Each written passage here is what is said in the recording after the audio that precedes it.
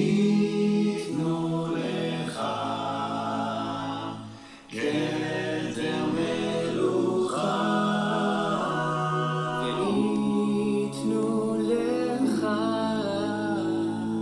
כתר מלוכה ויתיו כל לעובדיך ויתנו לך כתר מלוכה ויברכו שם כבודיך ויתנו לך כתר מלוכה ויגידו באים צדקך ויתנו לך כתר מלוכה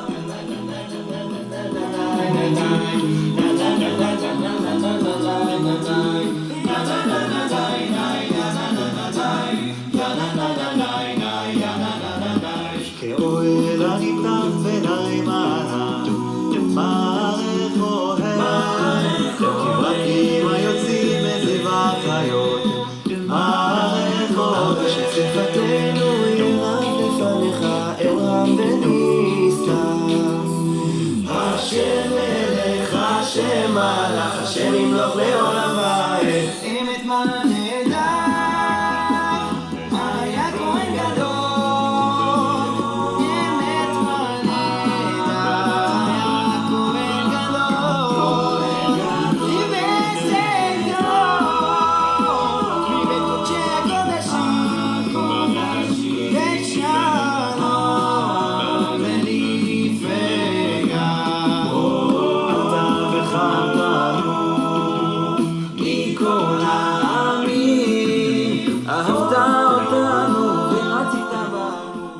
Those guys. That's Keep Alive from Israel doing their Rosh Hashanah medley. It just came out today, and I said, oh man, I can use that on our show. How are you, my holy sisters and brothers? Let's light up the darkness. Who is going to be with us on this fine Thursday evening? This is it. We're done blowing the shofar for Elul. Tonight starts the last day of Elul, which we're going to be talking about in our daf today. It's a pretty amazing coincidence. And then tomorrow night, Friday night, starts Rosh Hashanah. The gates are opening. The days of awe are upon us. Who's with us tonight? Melissa Eitel Jurin, good evening from Great Neck, New York. Yehudit Sobel says Erev Tov, L'Shana Tova from Florence, South Carolina. Sharon Friend Brooks says Shalom from Lebanon, New Jersey. Paula Schmidt-Klauser's with us from Chicago. Juanita Morgan from Atlanta. James Roth, Shalom from Indianapolis. Brandon Christian Sullivan, hi from Knoxville. Ed Berg from Galloway, New Jersey. Pauline, Michael, Shana Tova from Arkansas. Kimberly Blank from Nashville, Tennessee. Marcella, Sella, Schiffline. Shalom. Tonight, traveling to Moab, Utah. I've never been there. I've heard that's spectacularly beautiful. Donna Smith from Bahama, North Carolina. Nancy Brundemole Wright, Southern Pines, North Carolina, where Hurricane Sally is pouring down on us. Oh my goodness, we should only hear good news. Everyone who's in the path of the hurricane, as well as in the path of the fires out west, please, God, spare them. Everybody's homes should be spared. Their lives should be spared. Their homes should be spared. Everything should be spared. May we only hear good news as Rosh Hashanah arrives. Carol Markowitz from Brooklyn, New York. Chuck Walker from South Florida. Ed Berg, Shana Tova to Salinina from your family. Thank you, Ed, and to you. Sharon Frank Book says Shana Tova. Lucy Ram Johnson with us from Minneapolis. L.R. Kindle, Shana Tova from Lexington, Kentucky. Patrice Carter's in St. George, Utah. Lowell Barnes, good evening from Cleveland. Bill Eldridge, Shalom. Today is my 30th birthday. Yom Huledet Sameach, a very happy birthday to you, Bill. And you're 30. Wow, you're just a kid. You're getting started in life. You should have only good things ahead of you and all your worthy desires granted. Owen Mayer, Shana Tova from New York City. Amanda Lawson, hey, from Victoria, Australia. Great to see you, Amanda. Alejandro Martinez from the Dominican Republic. Welcome, Alejandro. Joy Murphy, Niagara Falls, New York. Chaim Birkin, Charlotte, Elise Nenabar, Shana Tova from Ohio. The Ohio Governor's Imagination Library. Monica Rocco has Historia says hello from Argentina. Bienvenida, Monica. Owen Mayer says, Amen. Adrian Sasson, Shana Tova from South Florida. Elise Nainaber is with us from Cincinnati. And Arthur V is with us from Long Beach over on the YouTube side. Neil is with us in Virginia. Welcome, everybody.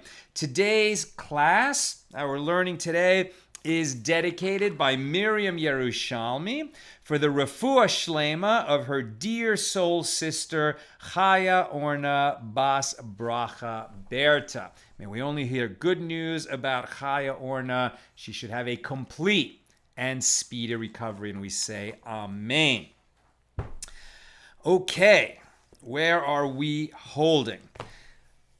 This is episode number 257 of AT Daily. We are in Tractate Eruvin, the third volume of the Talmud. We're on page 39. That's Daf Lamed Tes. We're in chapter 3. We're going to complete our discussion of the 9th Mishna and open our discussion of the 10th Mishnah.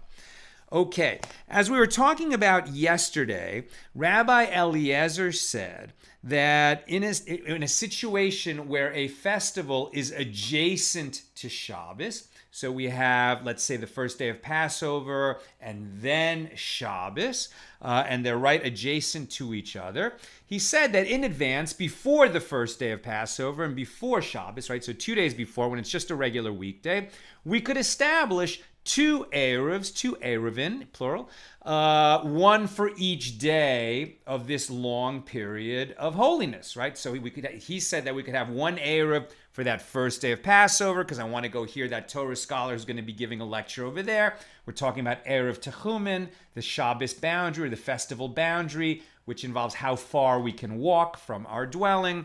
If we needed to walk further than the 2,000 cubit limit, so we would move our Shabbos dwelling. We would set up this temporary Shabbos dwelling by establishing, for example, with a basket of food over in that direction, so I could get over there to hear that Torah lecture on the first day of Passover.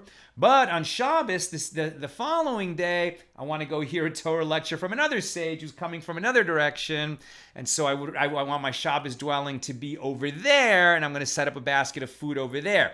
And I could do both of those things on Thursday, and it would be a valid eruv, one for each day, two separate eruvs.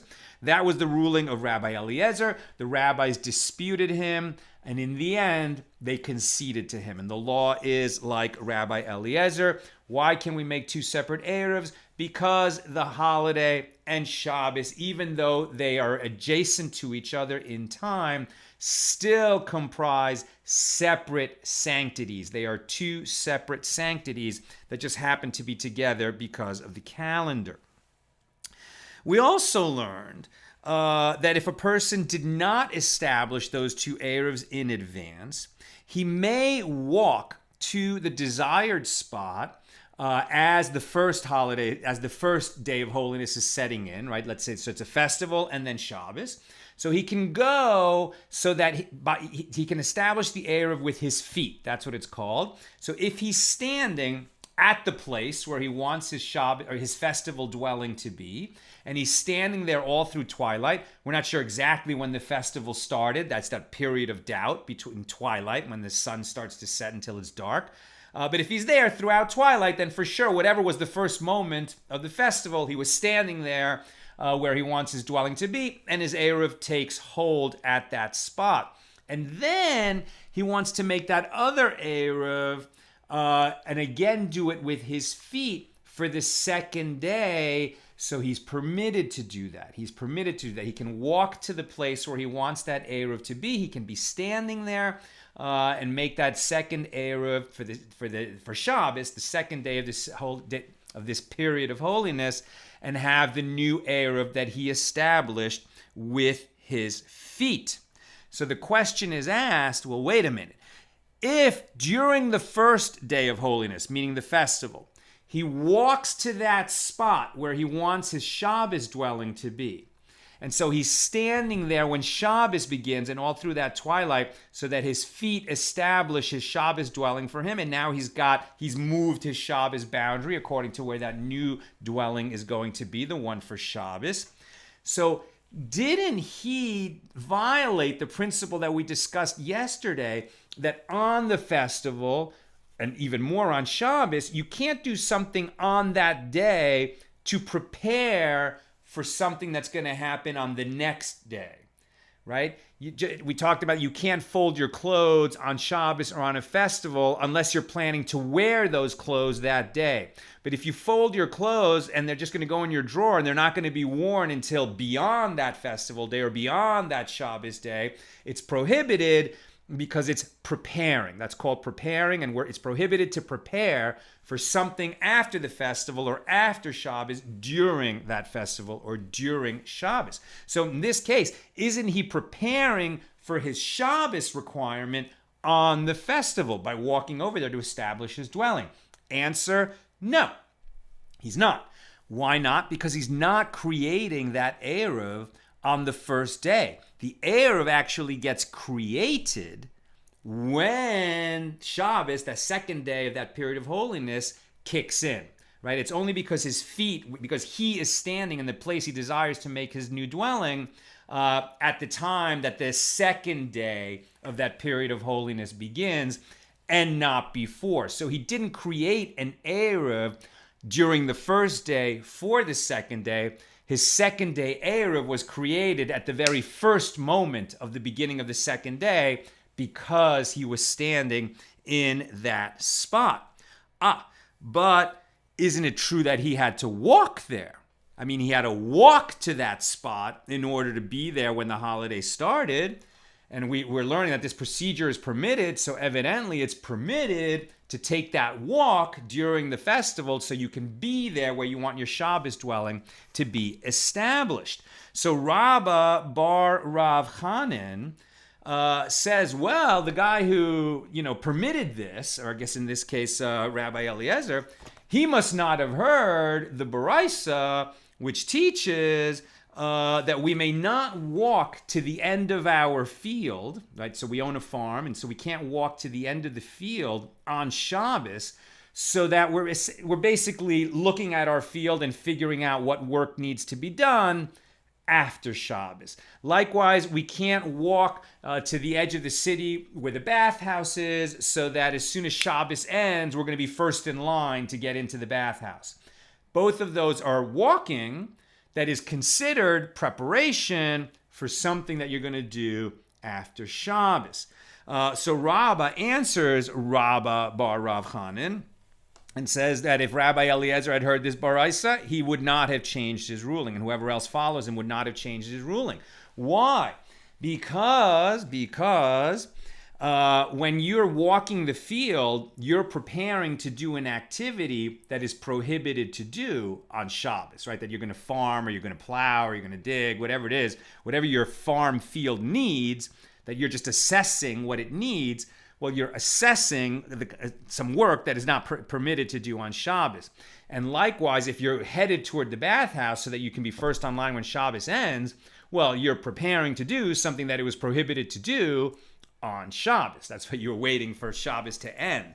But when we walk to a place so that we can have that eruv, well, just standing there to establish our dwelling on the next day, there's nothing prohibited about that. We've just learned that it's permitted. And, the walk itself, there's nothing wrong with that walk. We're not walking in order to prepare to do some kind of prohibited labor. Now, what's interesting is that the reason that's also given is when you're walking the field, or when you're walking out to near the bathhouse, so you're first online, anybody who sees you doing that can see at a glance that you're doing something wrong. It's inappropriate on its face. Somebody walking through his fields on Shabbos, why is he doing that? He's not taking a walk down the road. It's not a hike. He's walking his fields. So he's got work on his mind, or he's going to the bathhouse. He's already got post Shabbos on his mind. But somebody who's simply walking around within the permitted area, he's within his Shabbos boundary when he's taking this walk. He could be walking there for any number of reasons. He could be daydreaming. He could be going to attend a Torah lecture. There's no one going to look at him walking to that spot and think that he's doing something inappropriate. And that's another reason why it is permitted. And then just one last rule that we add to our discussion of Mishnah number 9 is that if you establish your eruv for the first day, not with your feet by being in that spot when twilight came in, but rather you established it with a basket of food, and then you wanted to change the location during this 2-day period of holiness, festival, and then Shabbos. So you could move the basket of food. That you could do, but you cannot use a new basket of food because that would be considered like preparing. But just moving the basket of the food that you've already used for your eruv, it's just considered moving your eruv, and that's going to be permitted. Okay, Mishnah number 10. Amazingly enough, here we are, the day before Rosh Hashanah, and we're reading about Rosh Hashanah. So this is so it's now that we've been talking about, can we establish 2 eruvs for Shabbos because we're not sure whether a sage was coming from one direction or the other. That was Mishnah number 8, and then Mishnah number 9 was establishing 2 eruvs because we've got a festival followed by Shabbos, or Shabbos followed by a festival. Now we're going to look at Rosh Hashanah, the particular case of Rosh Hashanah, because Rosh Hashanah is a unique festival. It is a festival. It is unlike all the other festivals for several reasons. Let's start with this. The other festivals are all full moon holidays. Passover always happens on a full moon. And Sukkot always happens on a full moon. Shavuos is not on a full moon, but it's between the beginning of Sivan and the full moon of Sivan.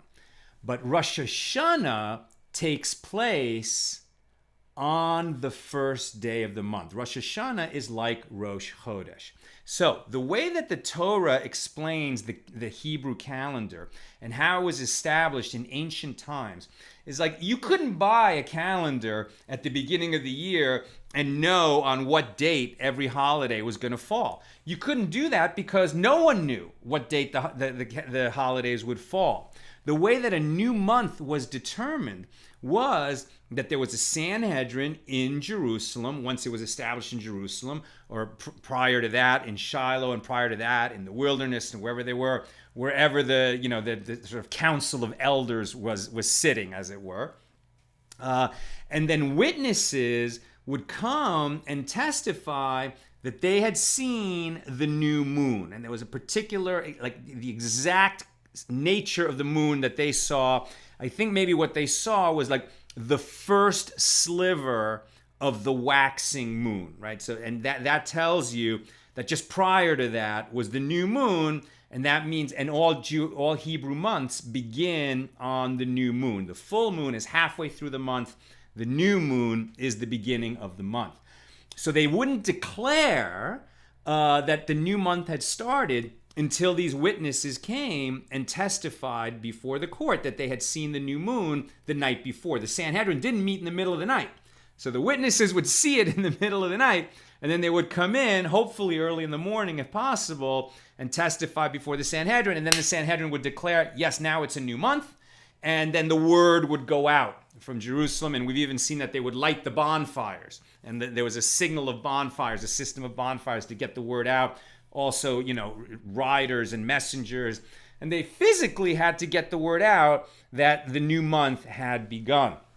And it was the same procedure for the first month of the year, Tishrei. The first month of the Hebrew year is called Tishrei. And the first day of Tishrei, according to the Torah, is Rosh Hashanah. Not only the head of the month, Rosh Chodesh, but the head of the year, Rosh Hashanah. Shana means year. Rosh is head. So it's the head of the year, the first day of the year. But now we have a problem because when you say that, okay, the witnesses come in, they've testified, and they say, we saw the new moon, so we can declare the new month, and therefore the new year, and so therefore it's Rosh Hashanah. And now it's a festival. Okay, but now if it's a festival, we can't send out those messengers to get the word out into the rest of the kingdom, or the rest of the Jewish world, as it were.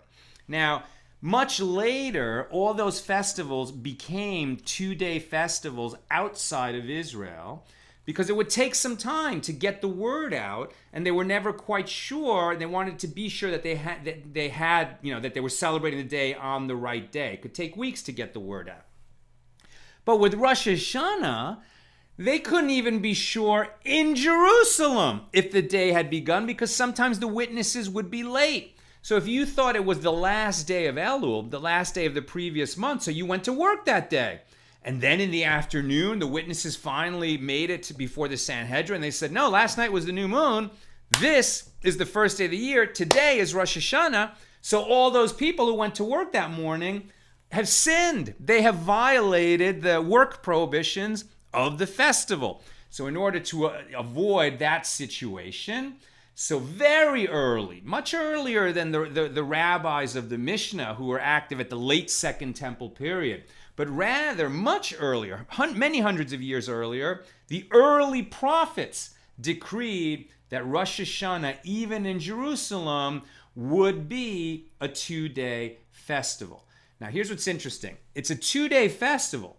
It's 2 days of holiness, 2 days where you're not allowed to work. But that first day, you're not sure if that first day is rabbinically decreed holiness, because it's really the last day of the previous month, or that first day of the 2-day period is the actual Rosh Hashanah, biblical decree of holiness, and that second day, the added day, is the one that's by rabbinic decree, right? Only one day was actually Rosh Hashanah, and there were many times in Jerusalem, especially in the early days, where they knew that the word got there in time, and sort of before they made this decree and changed it, there was only one day of Rosh Hashanah in Jerusalem. And by the way, if that one day Rosh Hashanah was in Jerusalem and it fell on Shabbos, so that year, no shofar blowing. As we've learned, the Shabbos overrules Rosh Hashanah, right? So we don't blow the shofar on Shabbos. This Saturday is the first day of Rosh Hashanah, and we will not blow the shofar because of Shabbos, but we will all hear the shofar on the second day of Rosh Hashanah. But back then, when there was one day Rosh Hashanah in Jerusalem, no, there was no shofar at all that year for Rosh Hashanah. So that's just one more of the reasons that eventually it became totally standardized that it was 2 days of holiness, 2 days of Rosh Hashanah. But that first day could still be the last day of the previous year's calendar, or the first day of the new, and then the second day would either be the first day of the new year or the second day of the new year. They still had to have the witnesses come in because that would affect the calendar for the rest of the year. Nevertheless, they would still observe the 2 days of holiness, and the question was really whether the first day was a biblical holiday, and the second day was a rabbinic holiday, or the first day was a rabbinic holiday, and the second day was a biblical holiday. All right, that's the situation of Rosh Hashanah in Jerusalem in the early days and as it evolved. Now, the Mishna says, so the Mishnah, Rabbi Yehuda says that one may make 2 eruvs. The same way that we would make 2 eruvs, one for a festival and one for Shabbos, when festival and Shabbos were adjacent to each other. So Rabbi Yehuda says, well, since Rosh Hashanah, we have a situation where it's an extended sanctity, 2 days of sanctity, but one is a biblical holiday and one is a rabbinic holiday that we established because it was practical and necessary to do so, but still, the Torah never said 2 days of Rosh Hashanah. We established it, the sages established it, the sages of that generation, the early prophets actually. So Rabbi Yehuda says, so we do have 2 distinct kinds of holiness, therefore we should be able to establish an eruv in one direction for the first day of Rosh Hashanah and an eruv in the other direction for the second day of Rosh Hashanah. And the rabbis disputed Rabbi Yehuda, just as the rabbis disputed Rabbi Eliezer previously about the festival adjacent to Shabbos. In this case, however, the rabbis will prevail. And it is going to be treated like one extended period of holiness, and we do not establish separate eruvs, one to go in one direction, one in the other.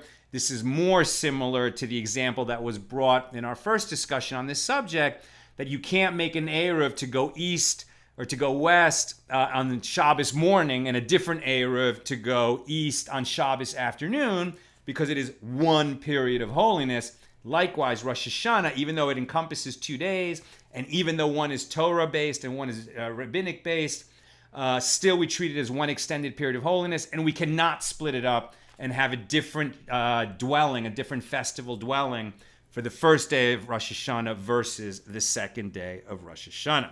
The Gemara says, now, even though they decreed 2 days of sanctity, this is what I said before, they still took testimony to establish which day was the first day of the year so that they could set the calendar going forward. Rabbi Yehuda and those who agree with him make a good argument. One of these days really is just the last day of the year or the second day of the year, which shouldn't be holy. Therefore, it should be 2 distinct periods of sanctity. But they're so inextricably wound together that the colleagues say no, the other rabbis say no, and they follow Rabbi Yosei, who says, no, we don't accept that one eruv for both days of Rosh Hashanah. This is going to be a short class today, so I'm going to describe an incident that happened.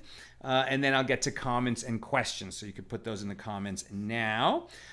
Nina is going to try to hand me those comments and questions if she can. But she is going to be cooking for 2 days to prepare for the 2 days of Rosh Hashanah that include Shabbos. So she's super busy. I'll do my best. She's got a couple questions lined up for me already, but I'll scan the comments and questions to get the questions myself. I don't want to, she's got enough on her plate, as it were. All right, so there was this incident in Bavel, in Babylonia, the Jewish community in exile from the Holy Land, as it were. And there was an incident where a deer, this is why the title of today's show, May We Eat Venison on Rosh Hashanah. There's all kinds of interesting questions about venison, by the way. Venison is deer.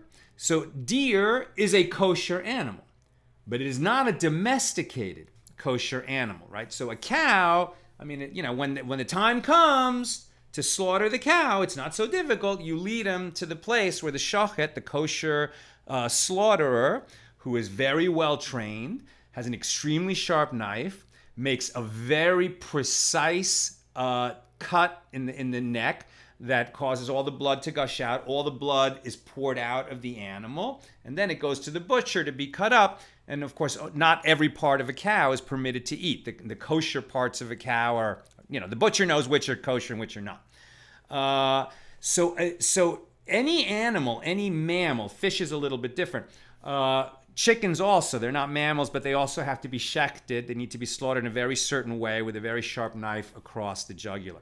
But a mammal can only be killed, mammal or a kosher bird or a kosher mammal can only be killed in a certain way and then be kosher to eat, right? So deer are normally hunted, and if you hunt a deer and kill it with an arrow or a spear or a bullet, so you haven't slaughtered it properly, it's not kosher, we're not going to be allowed to eat that. In order to be able to eat deer meat, you would have to first trap it.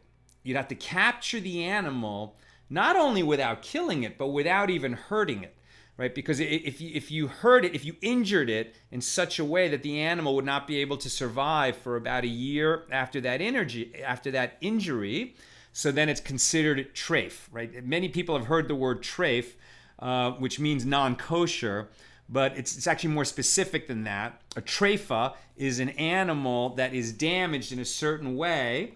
Often it has like a needle, some kind of a needle, from like a bougainvillea plant, for example, that somehow perforated the animal's skin and perforated its lung, right? So that's considered an injury that it would eventually die from. It could possibly die within a year, and that renders the animal not kosher.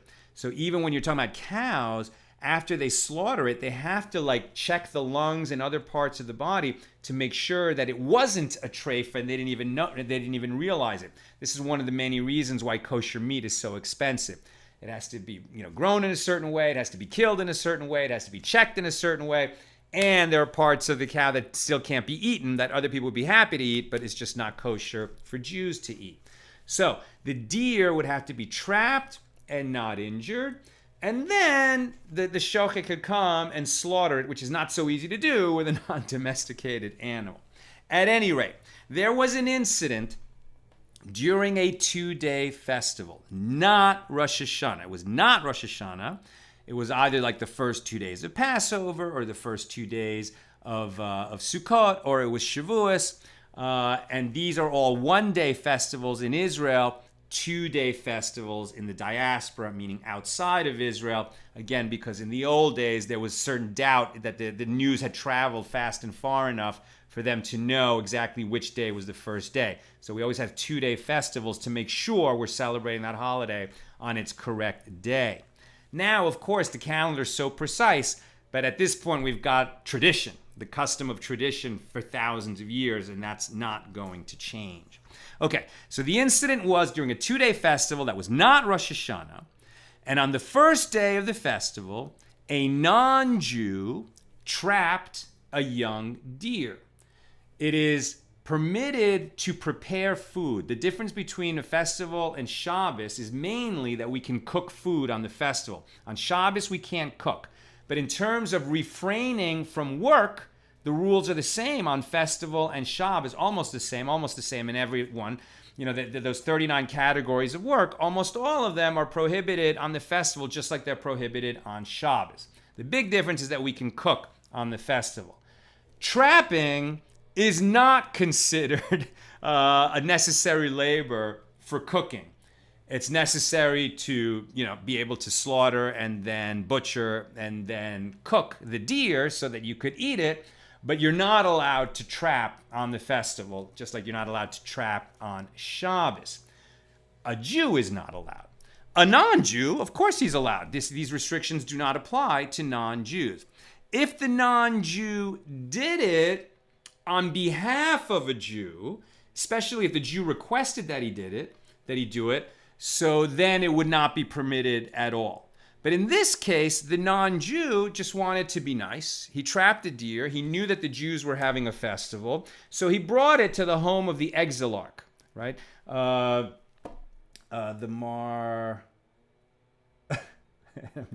term just escaped me. But the exilarch, the head of the Jewish community in Bavel. The Resh Galusa, thank you, the Resh Galusa. So in other words, the head of the community in exile, the Resh Galusa. So he brought it to the home of the exilarch, where he knew that there was going to be a big party, a big festival, and the head of the Jewish community was going to have a lot of the sages there for dinner. So he brought this young deer, and he trapped it and brought it on the first day. They waited until the second day to slaughter it. Slaughtering was permitted, because I guess that is adjacent to cooking.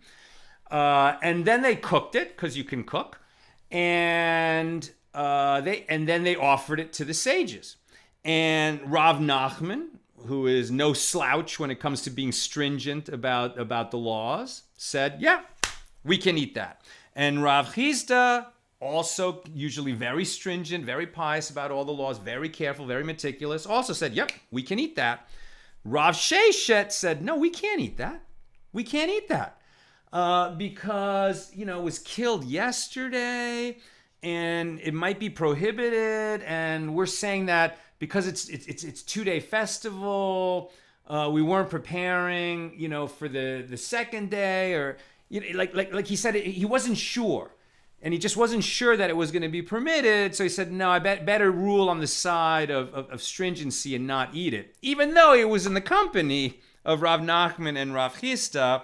And he cited a teaching which said that when you're not sure which day is actually the holiday, which is the whole idea in the diaspora, that, for example, if you had produce and you wanted to eat it, and you needed to separate tithes from it so that it would become permitted to eat, and you're not allowed to separate tithes on the holiday.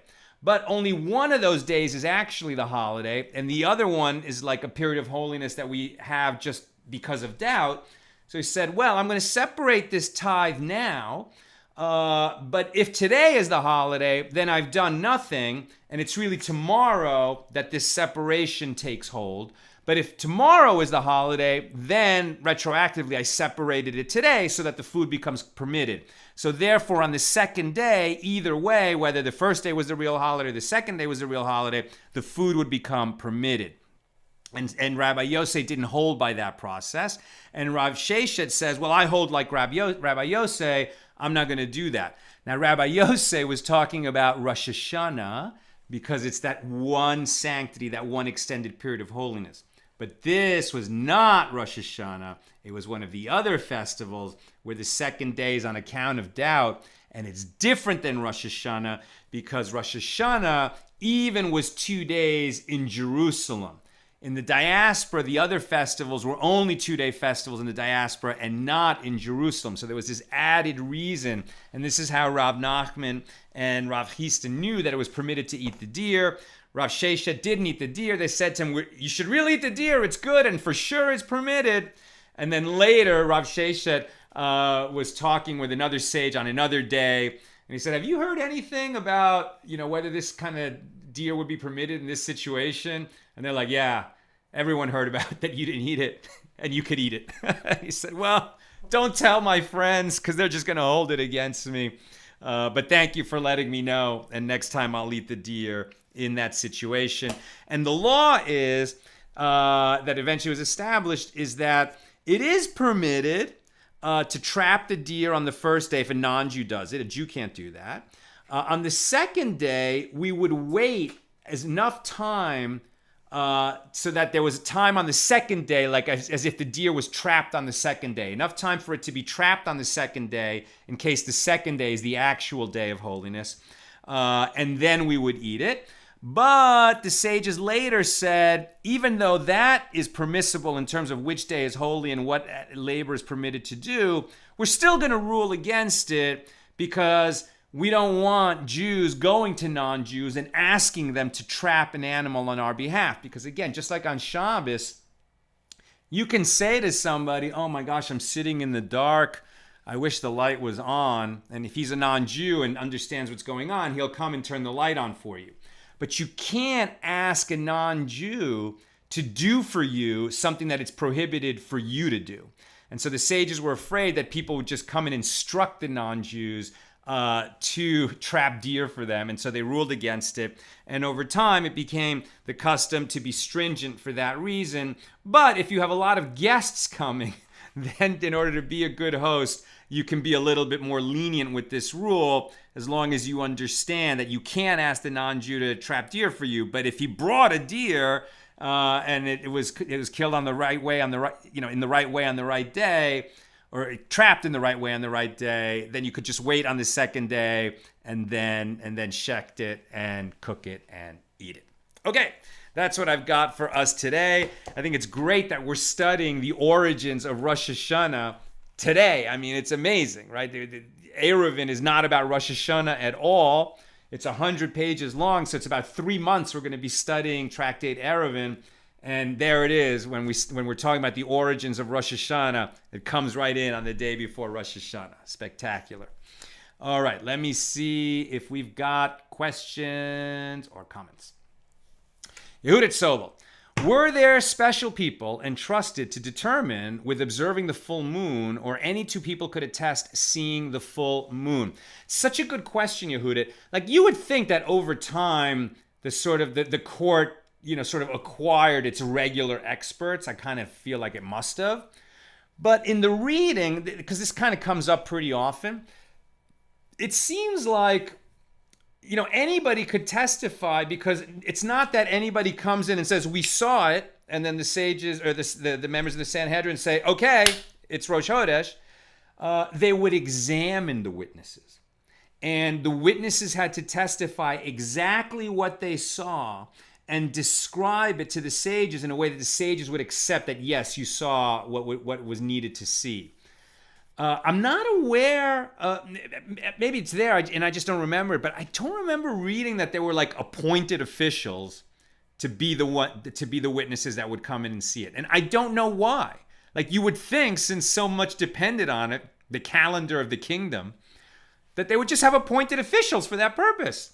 But even today, we're reading that, sometimes the witnesses would come in early, sometimes they would come in the afternoon, sometimes they wouldn't come at all.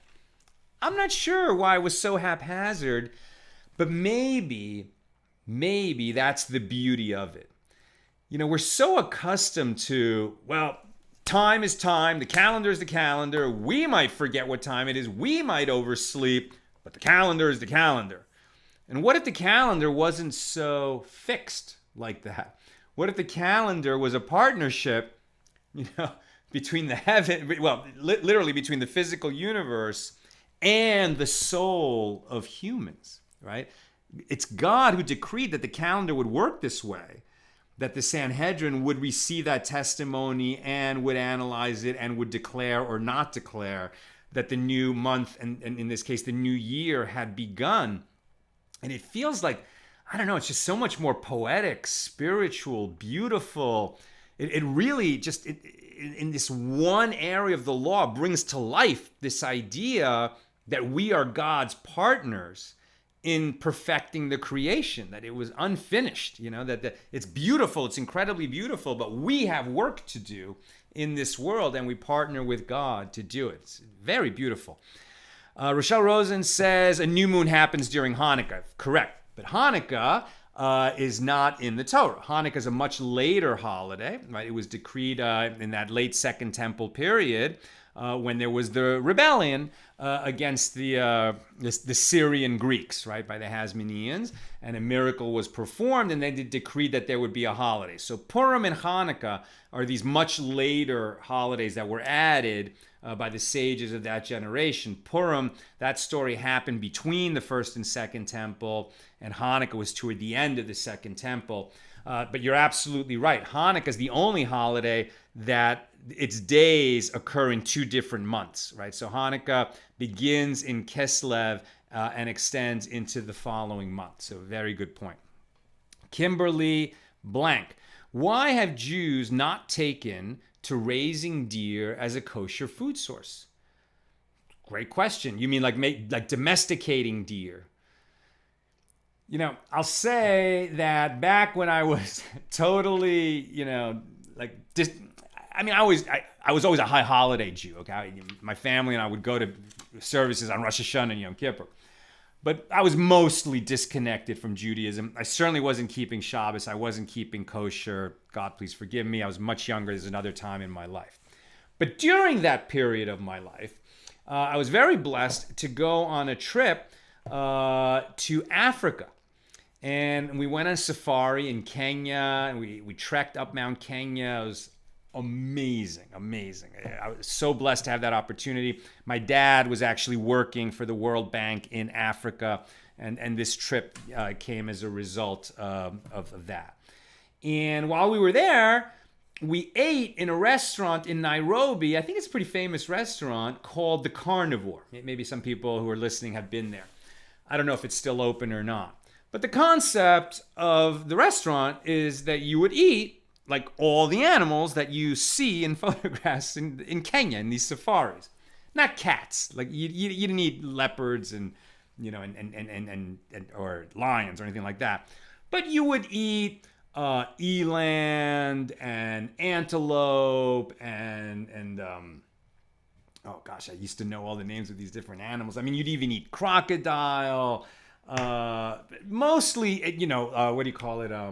Wildebeest, very springy, super fast deer, the kind that only cheetahs can catch. All these different animals, like the waiters would walk around with almost like a sword with the meat on the sword, like that had been roasted over a barbecue.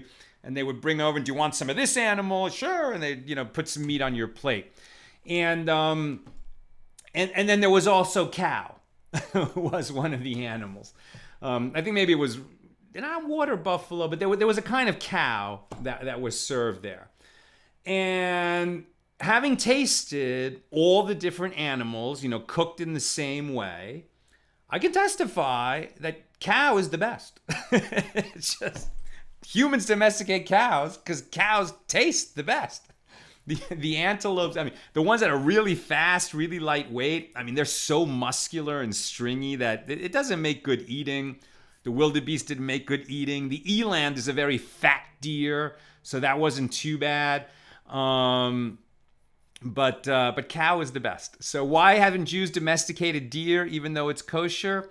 I'm sure it would be good, but probably just made more sense to domesticate, sheep and cows. I guess you probably just get more meat per, acre, and it tastes better. And so that's where they put their priorities. I'm just guessing. I don't know about that. All right, I'm just being summoned. But that's what I've got for us today. It's been great learning with you. Tomorrow, our regular time, noon on Friday, noon Pacific. And I'll just mention that I'm thinking that instead of doing 2 pages, we're just going to do 1 page. We're going to slip back a day. In other words, I'm going to call you in a minute. We're going to just slip back 1 day and be 1 day behind the Daf Yomi schedule for a little while. Hopefully this doesn't cause problems for anybody. But it's going to be very good for us because it's going to enable me to hear some of the lectures around here from very experienced Daf Yomi teachers. And then I can sort of share a little bit of what I'm learning from them with you. So we'll just try that for a little while and see how it goes. So tomorrow we'll just be doing 1 page at noon Pacific. My pals, in case I don't see you tomorrow, Shana Tova. May you have a good year, a sweet year, a healthy year, a prosperous year. Sending you all